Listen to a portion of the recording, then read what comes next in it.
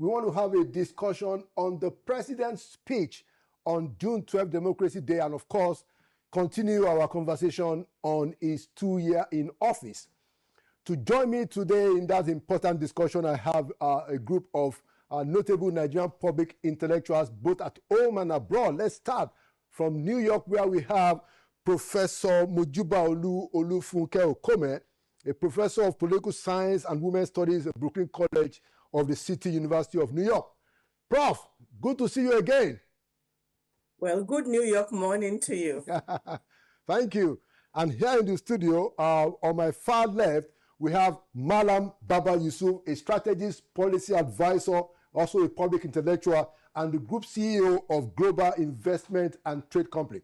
Malam Baba Yusuf, welcome back to Inside Sources. It's good to be here again, Prof. All right.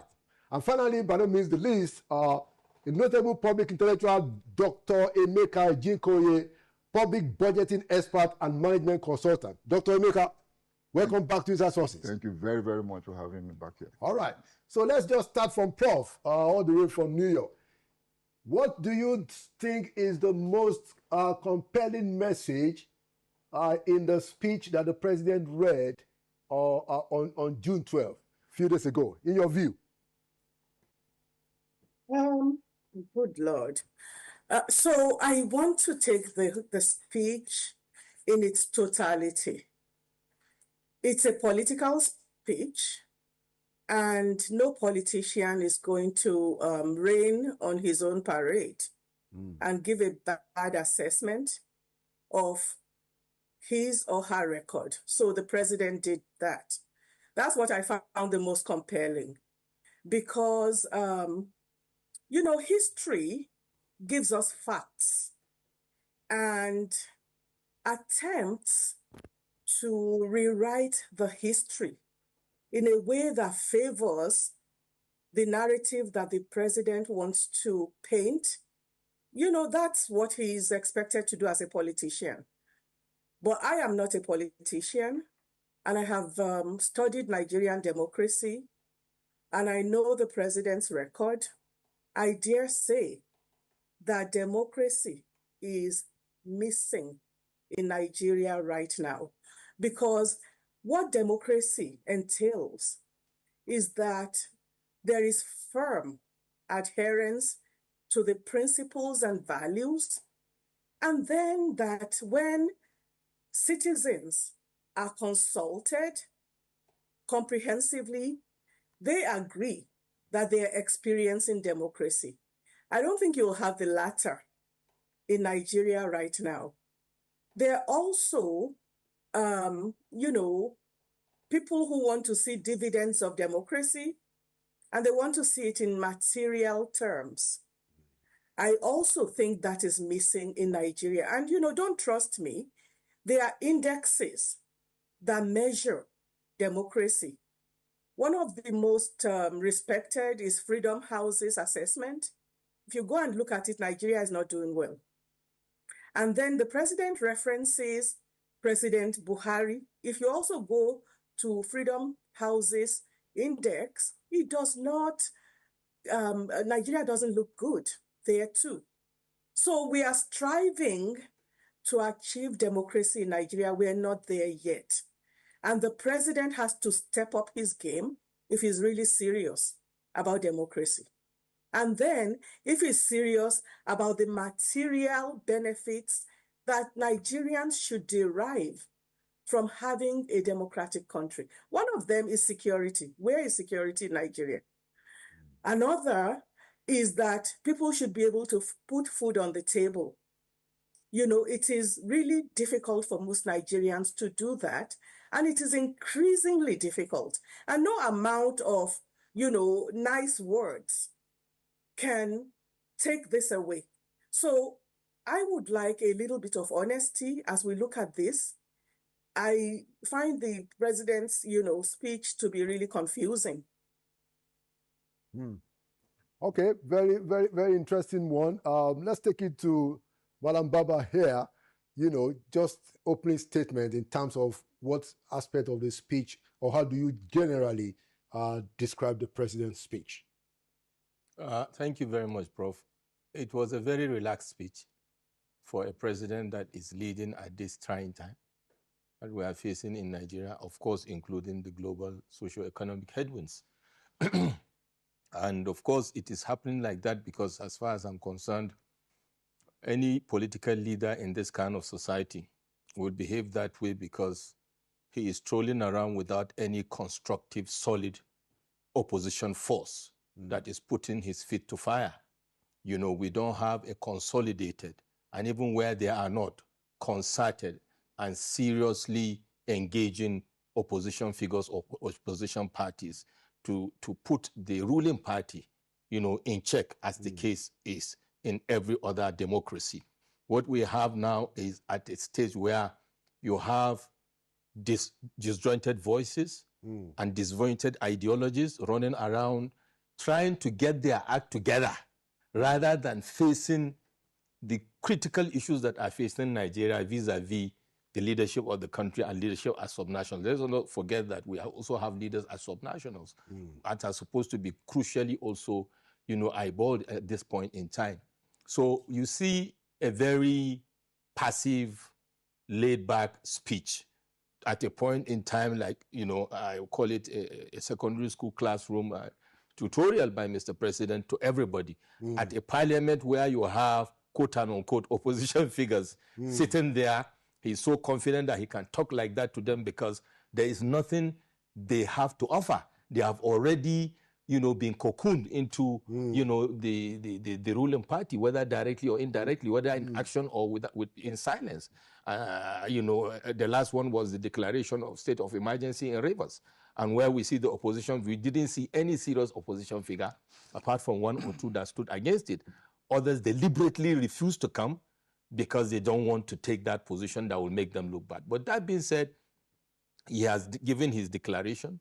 And for us, we have already done a midterm assessment, like Prof from New York was saying. You know, it's not even, for me, it's not even about the Freedom House Index. The crucial index is what the people of Nigeria feel and see and say on the streets of Nigeria, north, south, east, west, in terms of insecurity, in terms of cost of living, in terms of freedom of all tenets of freedom. So I still want us to talk about that speech and a few things, but I wanted to bring Dr. Emeka Ejinkoye, who actually I brought in because I wanted his insight, being a public budgeting expert, to the issue that has been raised both by Professor Okome and Madam Baba. You know, Professor Okome talked about the Freedom Houses Index, and Baba reduced it to what is what that also means in return. Baba said that it is about what the people feel. Yes. I want to ask you, you are a public budgeting expert. Why is it that we hear all these big amounts of money and promises every time from the government, both state and federal, but the people don't feel it, which is the point that Baba made? Before we go back, I wanted you to make you know, an insertion there. Okay, thank you very much. You see, well, for me, the straight answer is that those who we have put in charge of managing this humongous amount of money and resources do not really, or is it deliberate, or is it, I don't know how to describe it, do not understand that they are there to actually serve a group of people. You don't see this sense of empathy. There is no sincerity of purpose to actually alleviate or eradicate poverty amongst the people. If you, taking a cue from the prof in New York, take a totality of the day and you say, did you see what percentage of that speech was given to the suffering of Nigerians on the street? It was, for me, it was a very elitist speech that was looking at more of the political class, the ruling elite. There was not much emphasis on Nigerian people as the suffering Nigerians. Like in Lagos, with that popular term, Ebim Power, there has been I have not seen any conscious effort to say, I don't want to hear this on the streets of Nigeria. Do you understand what I'm saying? If you are conscious of what the people are feeling, the feeling of your people, the tone of the speech, the direction would have been different for me, you know. So because for me, that I don't know, it's so disheartening. It's so painful to feel that the group of people we have delegated our sovereignty to improve the quality of our livelihood have generally decided to use this sovereignty to actually press us down to abject poverty. That is what I see, and it pains my heart. You know, I mean, yeah, actually, I wanted that feel, you know, about the president's speech, and you know, so I'll take it back to Professor Olufunke Okome in New York. So, Dr. Baba said that the president took you know, he was audacious enough to say quite a few things that, you know, people in the opposition wouldn't find funny, but because, you know, of their own seeming, you know, lackadaisical attitude to the work of opposition, maybe some of them don't even mind. So I wanted to ask you, Prof, do you think that the president's tone and language, do you think, even though he said that he doesn't support one-party state, do you approve of him, you know, speaking such as saying that, well, look, I'm enjoying your disarray. I'm enjoying the fact that you guys are in disarray.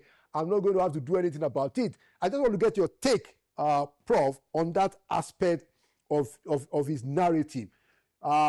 Is he the father of the nation who should then encourage everybody and say, even though you are my opponent, you know, I can pat you on the back? And then, you know, I also wanted you to talk about what Senator Seriake Dickson said. Senator Seriake Dickson is the senator from Bayelsa, former governor, and he said he expected the president to use the Democracy Day speech to end the state of emergency in Rivers, which took away the powers of the governor and the state assembly. You know, Prof, and then we come back to the studio. Thank you very much. I agree with the other two panelists, the gentlemen, that, you know, democracy means nothing if it is not felt by the people.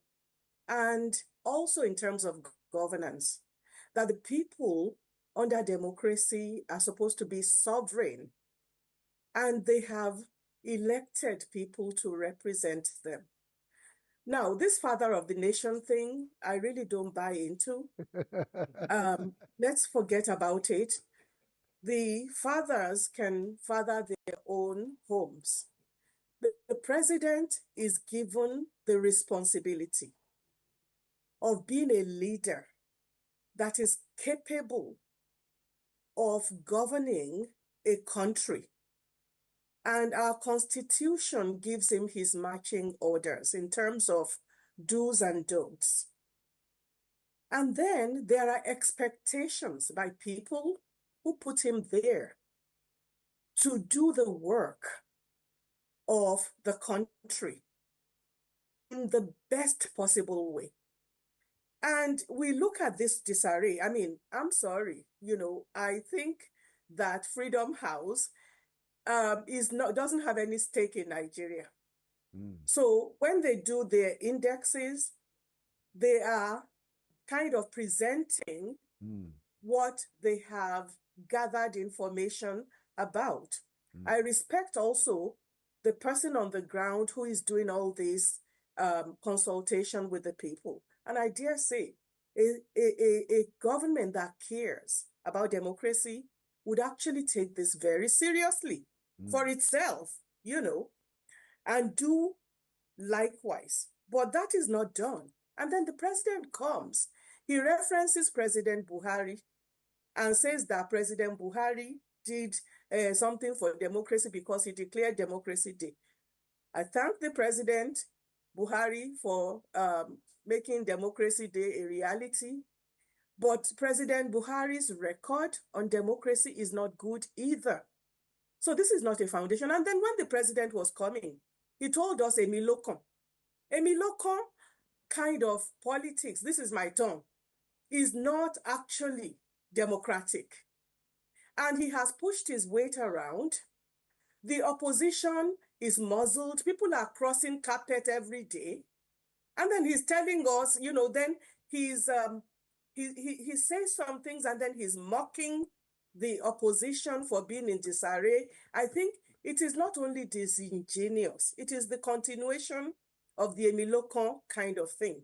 It is my turn and I will do this any way I want. I want to remind Nigerians, because democracy is not just about politicians and their desires. Nigerian people are also missing in action. So democracy is a relationship between the people and the government. Where are the people? Where are the demands that they're making? This whole thing about father and appealing to the father is not how democracy is done. The people's will, through their pressure groups, through the NGOs that claim to be concerned about democracy, through even civil society in all its manifestations, is really a missing factor here. Because Nigerian democracy is mixed up with authoritarianism. And you see that in all the indexes. We're still not out of the woods yet when it comes to authoritarian manifestations that are put into our democracy. And then the profligacy of the people in power, both the president and the National Assembly, I'm keeping it at the federal level now, it is abysmal. And it is to be condemned when ordinary people are not able to afford to even have their 3 square meals and have good hospitals. These people in power would go abroad, come to places like America, France, and wherever to get medical treatment. And Nigerian hospitals are like places where people go to suffer and to die. Our schools, our public schools, are they shining lights that we want to hold up as examples of anything? And yet, I went to public school in Nigeria, and I went to University of Ibadan, and I got a good education. But we are reversing, and then we are glorifying this and presenting it as we are making progress. I think it needs to stop. We need to stop deceiving ourselves. We are actually in a competitive world where, whether we deceive ourselves or not, the world is going. And then you see young people who see Nigeria as not the place to be if they want to get ahead in their lives. And all of them are eager to leave if they have an opportunity. So what are we glorifying? The amount of money that the president spends when he goes for his medical treatment. Is it his money or the country's money? Nigerians need to demand accountability and transparency are parts of democracy. I talked about democratic values in a global way, but we are not seeing the manifestation of respect for democratic values. Even freedom of speech is limited in Nigeria. The right to protest is limited. A lot of the things that the president himself enjoyed and spoke out about when he said he was a pro-democracy person, he's now disinclined to respect. Okay, Prof. Your points are well made. You're right. The schools are terrible and the hospitals are a rot. But we'll come to that later. Baba, what's your take on, Prof put it quite, very graphically that, the president is mocking the opposition. Now, does the president have any moral obligation not to mock the opposition? Like I said in my opening remarks, the president was having his way because in every situation, not just this political situation, when there is no counterbalance, when there is no control, then those check and balances, absolute power corrupts absolutely. And the body language and the position and the disposition of Mr. President is a corporate culture in Nigerian politics. Let me keep it with Nigeria.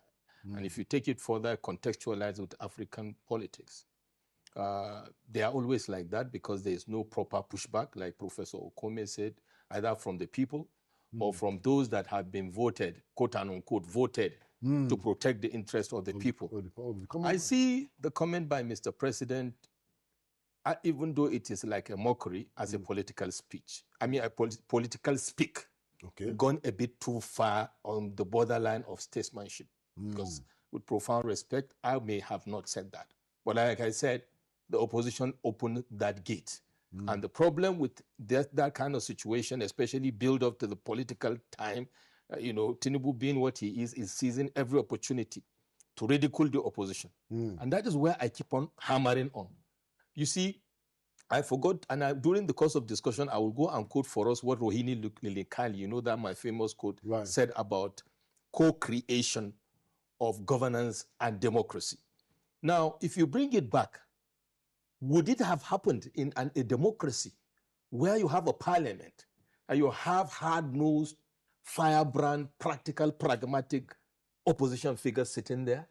Would it have happened if you have political colossuses like Atiku and Peter Obi and others that are in the political space and that are so assertive and so organized and consolidated? I don't think that will happen. So it is, for me, I see it from the cup of half full, as cup half full, that it is a wake-up call to Nigerians and to the political class, albeit the opposition parties, to say, these are signs of days to come. That absolute power will continue to corrupt us, so not just President Bola Ahmed Tinubu, but whoever has that opportunity. That kind of powers. That kind of powers. 2 years into midterm in other countries, you know what midterm means in UK. You know what midterm is. Everybody that is in, you see what is happening in UK. The Labour Party is having a good flogging around the constituencies. It's a referendum time. And the ruling party, however good they are diplomatic in their conversations, are trying to win more people's attention, give more respect to people, because they know that it is halfway and there will be consequences for actions such as the one Mr. President has displayed. But he's displaying it because he is a reflection of a society. Professor Okome, Professor Laolu, and Doc. He's a reflection of our society. And I agree with Professor Okome to that extent that President Bola Ahmed Tinubu is not leading in vacuum with profound respect. He's leading over 200 million people, whereas the elites of that society, the middle class, have seriously failed the people. The average man on the street can barely feed. Professor Okome is not even 3 times a day. It's 1 square, just 1 meal a day, with over 130 multidimensionally poor Nigerians, reflecting over 60% of Nigerians. And to talk about what Dr. said about the gap between the bureaucrats and the politics, there's no gap, there's collaboration. We, the elites, the PAMSECs, the directors, the ministers, right, are the ones that actually teach the political class how to plunder the resources. And that is why there's an unholy alliance and unholy silence. Now, I don't want to overflow Mr. President's speech. In fairness to him, he has done what he has done because the space is there. To learn to the issue of education and health. And that is why we must expand our conversations as elites. We must be very practical about these conversations. Otherwise, we will be having what I call classroom conversation. The subnationals, if you look at the federal allocation, the state and the local government takes about close to 65% of the allocation, month on month. While the federal government, I think, takes around 45 or whatever. I may be right or wrong. But the chunk of the allocation, whatever it is, the chunk of it goes to the subnationals. And I agree with you. On the concurrent list is education and the health. Some of us went to school, like Professor Okome said, getting free education, quality education, right? But we have today governors that will take the education money. I'm from Kano State. And I see our children, primary school education, secondary school education, junior and senior secondary school are the sole responsibility of the governors. And that is the foundation of education in Nigeria. And for tertiary education, there is a counterpart provision by federal government with TETFON, which we know provides that intervention. The states practically do nothing. Remember, my state, Kano State, Katsina State, Bauchi State, and I think Kebbi State completely stopped education during the whole month of Ramadan. These are predominantly Muslim states in northern Nigeria, and the governors went to sleep. Before Salah, this Eid Adha, they closed school for 10 days. And over almost 40 million young Nigerians from North Nigeria are out of school. So if we expand that conversation, we'll be able to, place This focus on the key areas, including, the interventions on the health, which I agree. Of course, the federal government has a core role to play. But you see, part of the problem is if we don't dimension these issues and address them and take people head on, these guys will continue playing what I call yo-yo to us. Yeah. The state governments will point at the president and say it's his fault. The president will point at them, just like what happened at the Democracy Day address. And that is why you and I and Prof and the elites, those that decide they don't want to be in cahoots with the political class, should start having those line of conversation. And for those that are in opposition party, to smell the coffee and wake up. Yeah. Well, because of our time, the last question to Dr. Emeka Ejinkoye. So how do you summarize the 2 years of the president, just to conclude our conversation, in your view? Yeah, in summary, I'm